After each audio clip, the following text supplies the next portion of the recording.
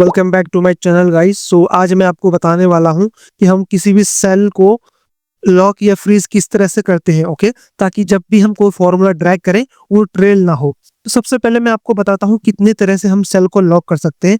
हम सेल को तीन तरह से लॉक कर सकते हैं: complete cell lock, row wise lock and column wise lock. ठीक है, तो मैं एक एक करके आपको समझाने वाला हूँ।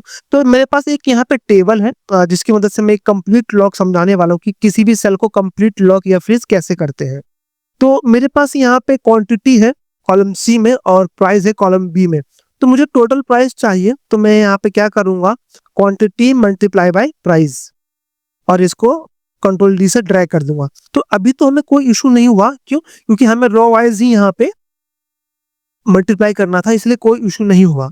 कि हमारे पास ये 50 मेंशन है और हम ये चाहते हैं कि ये 50 जो है वो इस पूरे जो है क्वांटिटी में रो बाय रो लॉक हो। तो उसके लिए हम क्या करेंगे, यहाँ पे ये क्वांटिटी मल्टीप्लाई बाय F1, ये जो 50 है, और एंटर हिट करेंगे। और जैसे ही ड्रैग करेंगे तो आप देखोगे यहाँ पे हमारे पास 000 आ गया है। रीजन क्या है 00 का? क्योंकि हमने यहाँ पे सेल लॉक नहीं किया है और उस वजह से ये सेल जो है वो रो लेवल पर ट्रेल हो गया है, राइट। तो अब हम क्या करेंगे, कंप्लीट इस F1 को लॉक करेंगे। तो लॉक करने के लिए कहाँ जाएंगे, जहाँ पे हमने फॉर्मूला एग्जीक्यूट किया था फर्स्ट टाइम में, और F4 प्रेस करेंगे। तो आप देख सकते हैं F4 प्रेस करते ही दो डॉलर के सिंबल आ चुके हैं, एक F के आगे एक 1 के आगे, यानी कि एक कॉलम के आगे एक रो के आगे। तो इसका मतलब ये है कि रो एंड कॉलम दोनों ही यहाँ पे फ्रीज हो चुका है। एंटर हिट करेंगे और इसको कंट्रोल डी करेंगे तो आप देखोगे गाइस यहाँ पे हमारा जो है वो सी कॉलम जो है वो यहाँ पे ट्रेल हुआ है और F1 कॉलम ट्रेल नहीं हुआ है। रीजन क्या था यहाँ पे, क्योंकि हमने कॉलम F का यहाँ पे कॉलम और रो दोनों ही फ्रीज कर दिया था। तो ये था एक कंप्लीट लॉक, यानी सेल को कंप्लीट लॉक कैसे करते हैं। ठीक है, अब मैं आपको समझाने वाला हूँ सेकंड एंड थर्ड लॉक, यानी रो लॉक एंड कॉलम लॉक किस तरह से करते हैं। तो गाइज आप देख सकते हैं मेरे पास यहाँ पे एक मैट्रिक्स टेबल है, जहाँ पे यहाँ पे नंबर 2 मेंशन है, यानी 1 2 3 4 5 6, और नंबर 1 में भी 1 2 3 4 5 6 मेंशन है। तो मैं क्या चाहता हूँ यहाँ पे कि ये 1 का मल्टीप्लीकेशन 1 के साथ हो वे इस सेल में आए, 2 का मल्टीप्लीकेशन इस 1 के साथ हो और ये 2 के सामने आए। फिर उसी तरह से 2 से 2 का मल्टीप्लीकेशन होगा, ये इस सेल में आएगा C4 में, और इसी तरह से 2 का 3 मल्टीप्लीकेशन होगा वो आएगा D4 में। तो इसी तरह से हमें मल्टीप्लाई करना है इस कंप्लीट सेल में। ठीक है, तो अगर आप मैनुअली मल्टीप्लाई करोगे ऐसे तो आपको बहुत टाइम लगेगा, राइट। ऐसे फिर ऐसे आप करोगे, राइट, तो आपको बहुत टाइम लगेगा। और आप ये सोचोगे कि इसको एक बार करके अगर मैं इसको कॉपी पेस्ट कर दूं तो आंसर आ जाएगा, तो आंसर गलत है। कैसे, मैं आपको दिखाता हूं। देखो मैं यहाँ पे इसको एडिटेबल करता हूं, तो आप देखोगे यहाँ पे हमारे जो 1 2 3 4 5 6 जो फिक्स होना चाहिए था, ये ब्लू हाईलाइट जो मैंने किया है वो फिक्स ना होके वो ट्रेल हो गया है, यानी रिजल्ट से मल्टीप्लाई हो गया है। तो हमें ये रिजल्ट से मल्टीप्लाई नहीं करना था, राइट। तो मैं इसको डिलीट करता हूं। अब मैं आपको समझाता हूं, देखिए यहां पे मैंने इक्वल टू प्रेस किया, A3 मल्टीप्लाई बाय B2 और एंटर हिट करेंगे। हमने पिछली बार क्या गलती की थी कि जस्ट कॉपी पेस्ट कर दिया था एज इट इज, लेकिन ऐसा नहीं करेंगे हम। अब हमारा काम आ गया यहाँ पे कॉलम एंड रो फ्रीज। तो आप देखिए हमें यहाँ पे कॉलम, हमें यहाँ पे ये जो है रो वो भी ट्रेल कराना है और कॉलम भी ट्रेल कराना है। तो हम किस तरह से करेंगे इसको, आइए मैं आपको समझाता हूँ।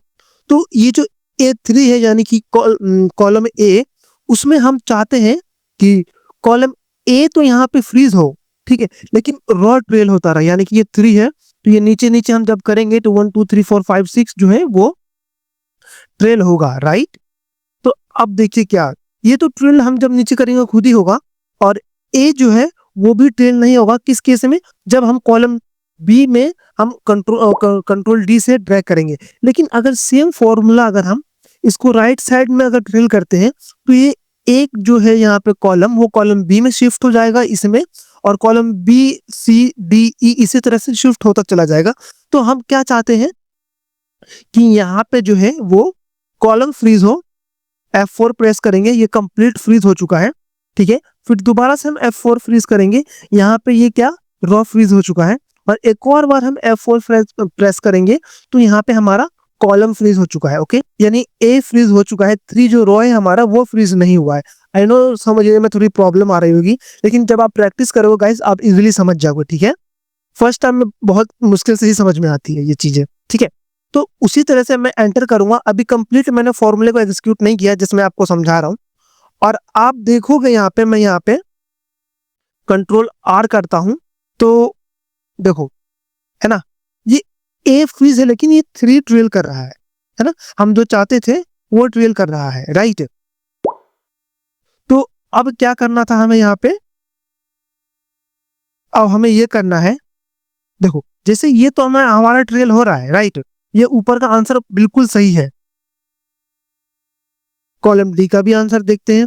कॉलम बी का आंसर खराब है, क्यों? क्योंकि यहाँ पे देखो कॉलम बी जो है वो ट्रेल हो गया है, तो हमें यहाँ पे अपना रिजल्ट नहीं मिलेगा।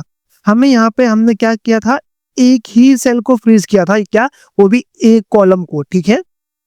तो आप ये रेड में जो देख रहे हैं हम अब इसे फ्रीज करेंगे। तो इसको हम कैसे फ्रीज करेंगे, इसमें भी कंडीशन है। देखो गाइस, अगर हम ये चाहते हैं अब क्या कि यहाँ पे ये कॉलम ट्रेल नहीं हो रहा है, ये रॉ ट्रेल हो रहा है। अब हमें यहाँ पे क्या करवाना है, ये रॉ ट्रेल करवाना है, ये कॉलम ट्रेल नहीं करवाना है गाइस। क्यों? क्योंकि अगर हम यहाँ पे कॉलम ट्रेल करवाएंगे तो हमारा जो है रिजल्ट है वो इनवैलिड आएगा, ठीक है। अब क्या करेंगे हम यहाँ पे, ये जो 2 है यानी रॉ 2 F4 से उसको फ्रीज करेंगे। फर्स्ट F4 से ये कंप्लीट फ्रीज होगा, सेकंड से रॉ फ्रीज हो चुका है, ठीक है। अब देखो एंटर हिट करेंगे। अब हमें बार बार यहाँ पे फॉर्मूला लिखने की जरूरत नहीं है। अब हमें क्या करना है, जस्ट इसको कॉपी करेंगे और जहां हमें इसको पेस्ट करना है, कंप्लीट यहाँ पे टेबल को मैंने सेलेक्ट कर लिया है और कंट्रोल V करूंगा। सो अब मैं आपको F2 करके दिखाता हूं कि हमारा फॉर्मूला इस बार सही एग्जीक्यूट हुआ है। देखो F2, देखो यहाँ पे क्या हो रहा है कि इस कॉलम बी में जो है कॉलम ए ट्रेल हो रहा है, राइट। रो 4 में आपको दिखाऊं मैं, तो इसमें जो है कॉलम ट्रेल हो रहा है, राइट। देखो, है ना। तो इस तरह से एक ही फ्रीज से मैंने कॉपी पेस्ट करके कंप्लीट मैट्रिक्स जो है यहाँ पे कंप्लीट बना दिया है। सो आई होप ये वीडियो आपको समझ में आई होगी। जहां तक मुझे लगता है गाइज आपको अभी समझ में नहीं आया होगा, आप 1 से 2 बार इस वीडियो को ध्यान से और देखना, तब आप कंप्लीट समझ जाओगे कि मैं इस फ्रीजिंग में या इस सेल लॉक में क्या समझा रहा हूं आपको और ये किस तरह से आपकी हेल्प कर सकता है, ओके। सो आप इसको 1 से 2 बार और देखना, तब आपको इजीली समझ में आ जाएगा। सो अगर आपको ये समझ में आया है सो प्लीज मेरे एफर्ट को रिकॉग्नाइज करो और मेरे चैनल को सब्सक्राइब करो और इस वीडियो को लाइक करो। अगर कुछ नहीं भी समझ में आया है और कोई डाउट है तो कमेंट सेक्शन में आप मेंशन करो, मैं आपको रिप्लाई करूंगा, ओके। सो आपसे मुलाकात होती है मेरी नेक्स्ट वीडियो में, तब तक के लिए thank you so much guys.